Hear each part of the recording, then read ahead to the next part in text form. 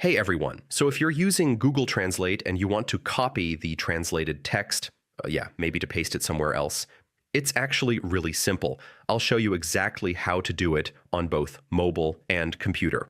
First, type or paste your text into Google Translate and wait for the translation to appear on the screen. Now look for the copy icon. It usually looks like two overlapping rectangles. Tap it on mobile or click it on your computer to copy the translated text. Once it's copied, you can paste it anywhere, like messages, documents, or social media. Just tap and hold, then select Paste, or use your keyboard shortcut on desktop.